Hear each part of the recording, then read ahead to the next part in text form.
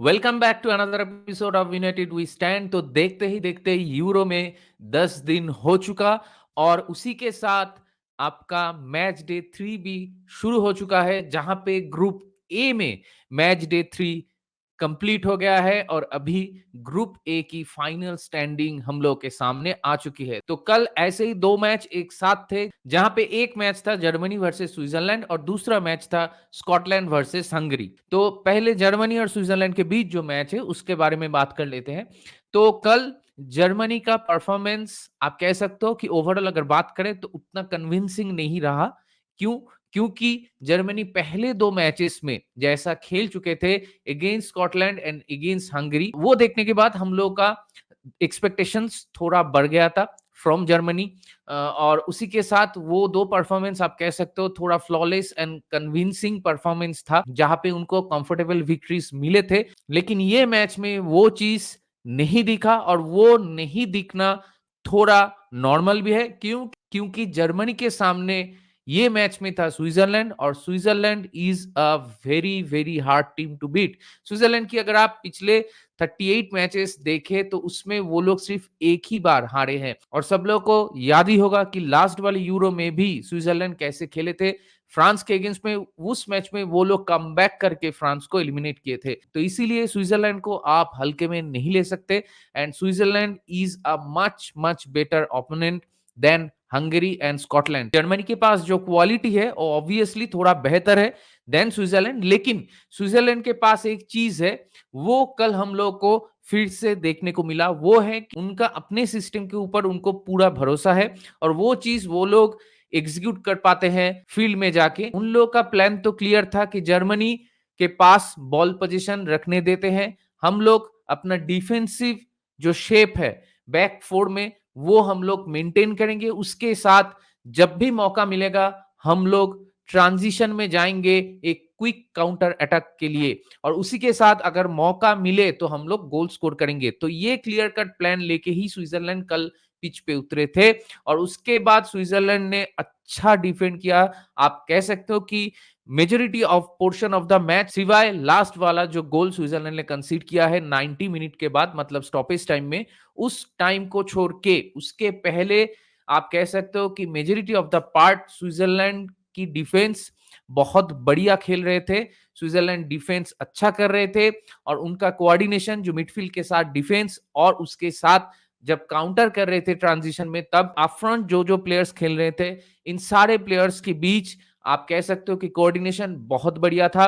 और आप देखिए ना स्विट्जरलैंड के डिफेंस में आकांजी है, आपका शार है, तो वो सारे लोगों के पास एक्सपीरियंस है बड़े टूर्नामेंट में खेलने का और वही चीज कल फिर से देखने को मिला। और आप कह भी सकते हो कि जर्मनी के पर्सपेक्टिव से अगर बात करें तो जर्मनी थोड़ा क्लिनिकलनेस जर्मनी को दिखाना चाहिए था। जर्मनी का फाइनल बॉल जो है वो अच्छा नहीं हो रहा था, इसीलिए बार बार भले ही उन लोग के पास ज्यादा टाइम बॉल पोजीशन था लेकिन वो लोग फुटबॉल जो है वो इफेक्टिव नहीं खेल रहे थे, क्योंकि वो लोग बॉक्स के सामने जाके इधर वो लोग स्क्वायर पास खेल रहे थे नहीं तो क्रॉस डाल रहे थे। वो लोग स्विट्जरलैंड की जो इंटर बैकलाइन है उस बैकलाइन को वो लोग ज्यादा स्ट्रेच नहीं कर पा रहे थे, क्योंकि स्विट्जरलैंड अपना शेप एकदम ही बरकरार रख रही थी थ्रू आउट द मैच और इसीलिए जर्मनी को और भी दिक्कतें ज्यादा हो रही थी, क्योंकि जमाल मूसियाला, गुंदोगवान, ये दोनों जब नहीं चलता है सामने तब आपके पास कोई दूसरा ऑप्शन नहीं है। इसीलिए ज्यादा से ज्यादा टाइम जर्मनी के प्लेयर्स बॉक्स के बाहर से ही शॉट ले रहे थे और ज्यादातर शॉट ऑफ टारगेट ही जा रहा था। और सबको ही मालूम है Yann Sommer is a very good goalkeeper, तो कुछ कुछ बढ़िया सेव तो यन समर खुद नहीं किए। जब मैच शुरू हुआ तो पहले कुछ टाइम जर्मनी का ज्यादा चांसेस था गोल स्कोर करने का, क्योंकि उनका तब चांसेस अच्छा बन रहे थे, लेकिन वो लोग वो चांसेस पे कैपिटलाइज नहीं कर पाए। उसके बाद वो लोगों ने एक गोल भी दिया था जो अनरिक ने गोल मारा था, लेकिन वहां पे बिल्डअप पे जमाल मुसियाला का वो फाउल हो गया, जो कि मेरे ख्याल से बिल्कुल ही सही डिसीजन है। तो उसके बाद वो गोल कैंसिल हो गया और उसके बाद से मुझे लगता है कि जर्मनी का थोड़ा शोल्डर डाउन हो गया था। तो उनके बॉडी लैंग्वेज देख के वो चीज लग रहा था कि शायद उन लोगों का शोल्डर डाउन हो गया है, थोड़ा कॉन्फिडेंस डाउन हो गया है। और उसी टाइम पे आप कह सकते हो कि स्विट्जरलैंड धीरे धीरे मैच में ग्रो करना चालू कर दिए थे। कभी कभार स्विट्जरलैंड को मौका मिल रहा था एक काउंटर पे जाने का और वहीं से वो लोग अपना पहला गोल मार दिया था। तो एंडोय का वो पहला वाला गोल बहुत ही बढ़िया गोल था और उसके बाद जर्मनी धीरे-धीरे मैच में वापसी करने की जो कोशिश कर रहे थे, वो धीरे-धीरे फेड अवे हो रहा था। क्यों? क्योंकि स्विट्ज़रलैंड सेकंड हाफ में और भी बेहतर तरीके से परफ़ॉर्म करने लगे थे और भी ज़्यादा अच्छे डिफेंसिव शेप जो है वो मेंटेन कर रहे थे और पूरा ही डिसिप्लिन के साथ वो लोग खेल रहे थे। तो सेकंड हाफ में 2-3 बार ऐसा मौका स्विट्ज़रलैंड के पास आया था जहाँ पे क्योंकि जर्मनी बहुत हाई लाइन खेल रही थी, पोज़ीशन अपने पास होल्ड कर रहे थे, सामने एक के बाद एक अटैक क्रिएट करने की कोशिश कर रहे थे, तो उस टाइम पे अगर आप एक सेकंड बॉल जीत लेते हो, कोई डुअल जीत लेते हो मिडफील्ड में, तो वहाँ से आप एक क्विक ट्रांज़िशन में जा सकते हो काउंटर के लिए। तो वही चीज़ स्विट्ज़रलैंड एग्ज़ीक्यूट कर रहे थे सेकंड हाफ में, जहाँ पे आप देख सकते हैं कि जाका, एम्बोलो ये सारे प्लेयर्स एक के बाद एक चांसेस क्रिएट कर रहे थे, लेकिन फिर भी स्विट्ज़रलैंड को वो गोल नहीं मिला, जो गोल के लिए वो लोग जा रहे थे कि वो गोल अगर वो लोग मार देते तो वो मैच वहीं पे खत्म हो जाता।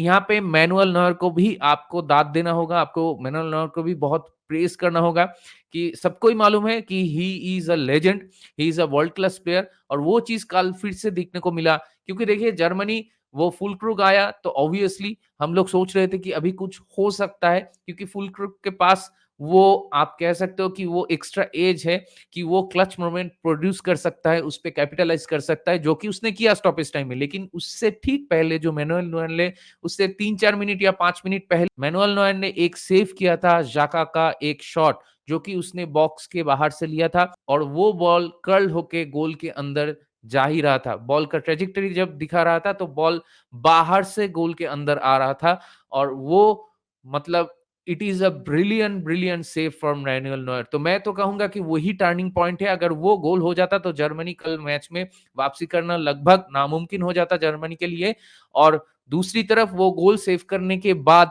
फुलक्रूग ने वो स्टॉपेज टाइम में एक बढ़िया-सा शानदार-सा हेडर देके वो आपका जो क्रॉस डाला था, वो तो बढ़िया ही था और उसके साथ-साथ फुलक्रूग का फिनिश भी बहुत बढ़िया था। तो उसी के साथ जर्मनी ने मैच में वापसी कर लिया और उसके साथ मेजर टूर्नामेंट में स्विट्ज़रलैंड के साथ अनबीटेन जर्मनी का जो स्ट्रीक है उसको बरकरार रखे। नहीं तो कल एक टाइम पे लग रहा था कि जर्मनी शायद ये मैच हार जाएँगे और यहाँ पे आपको क्रेडिट देना होगा जर्मनी को कि अगर मैच में वो लोग फँसते भी हैं, जो कि बहुत ही नॉर्मल है कोई भी टीम के लिए, भले ही आप वन ऑफ द फेवरेट्स क्यों ना हो, आपका भी एक टाइम आता है कोई मैच में जहाँ पे आप फँस सकते हो। क्योंकि you are playing against quality teams.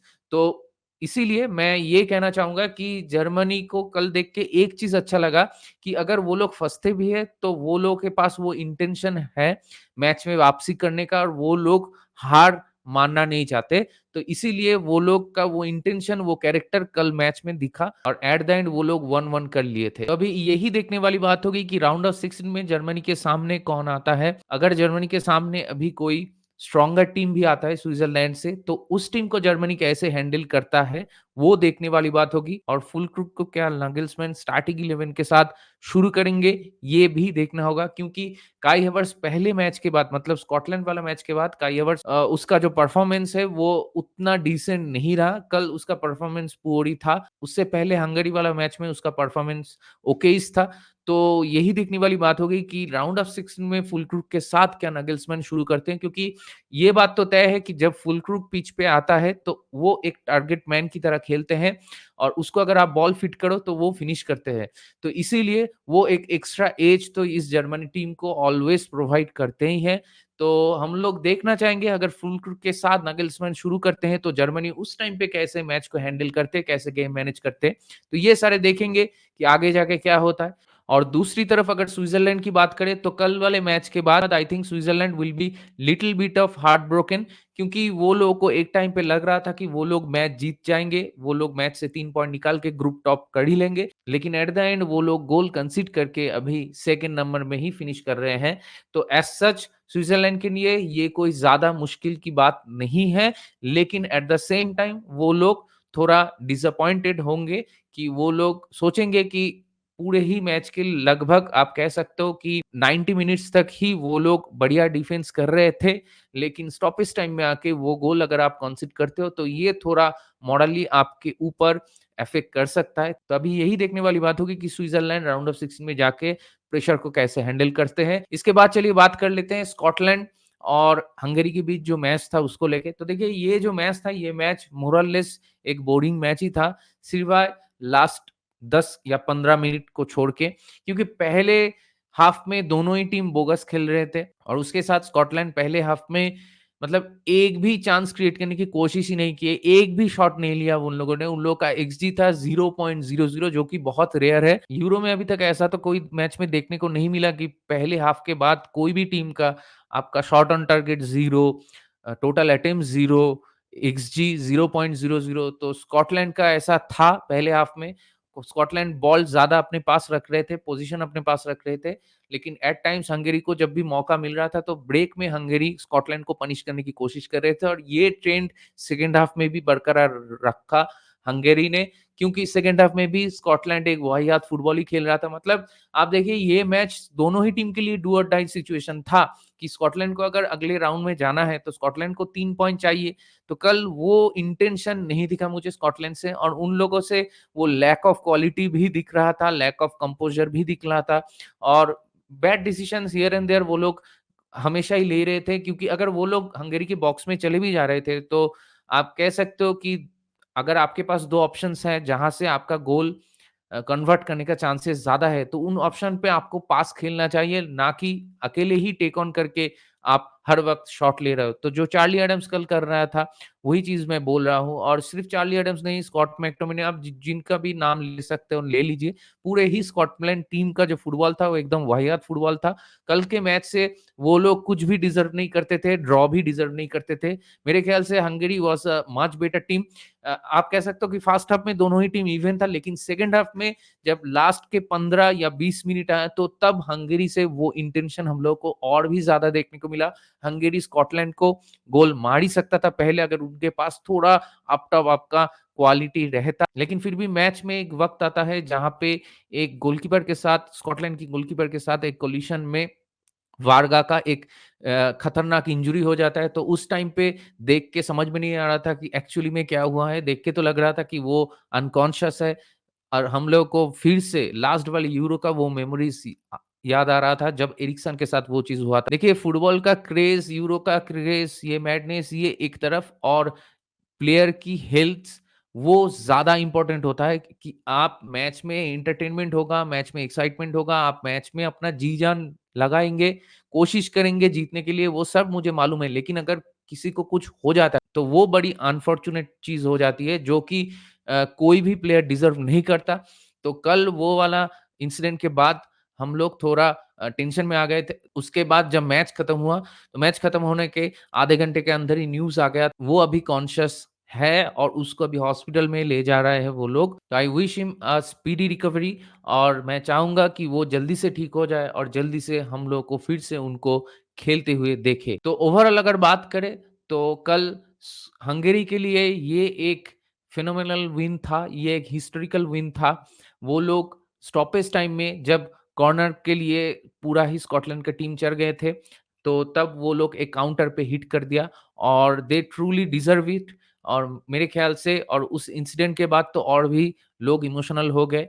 तो इसीलिए a big big congratulation to them कि उन्होंने नंबर 3 में फिनिश किया ग्रुप ए में। तो अभी उनका गोल डिफरेंस थोड़ा खराब है, -3। तो अभी यही देखने वाली बात होगी कि नंबर 3 में फिनिश करने के बाद नम और उनके पास 3 पॉइंट भी है, तो अभी बाकी के ग्रुप्स में क्या सिनेरियो रहता है कि वो लोग क्या -3 गोल डिफरेंस लेके भी प्रोग्रेस कर सकते हैं, तो वही अभी देखने वाली बात होगी। तो ग्रुप ए तो कंक्लूड हो चुका है, आज ग्रुप बी का मैच है, स्पेन के साथ अल्बानिया और इटली के साथ क्रोएशिया। तो ये दोनों मैच भी बहुत बढ़िया होने वाला है। तो ये दोनों मैच को लेके, मैच रिएक्शन लेके मैं कल आऊँगा आपके सामने, और जर्मनी, स्विट्ज़रलैंड के बीच जो मैच था और स्कॉटलैंड और हंगरी के बीच जो मैच था, ये दोनों मैच होने के बाद इन दोनों मैच को लेके आपका क्या राय है, आपका क्या ओपिनियन है, आपका क्या रिएक्शन है, ये मुझे ज़रूर बताएँ कमेंट सेक्शन में। और ये वीडियो अगर आप लोगों को पसंद आया तो मेरे चैनल को थोड़ा सब्सक्राइब कर दीजिए, इस वीडियो को लाइक कर दीजिए और शेयर कीजिए अपने दोस्तों के बीच जिनको फुटबॉल पसंद है, जो यूरो देख रहे हैं। तो बहुत जल्दी मिलते हैं अगले वाले वीडियो में कल, तब तक take care, good bye, glory glory Manchester United and United We stand.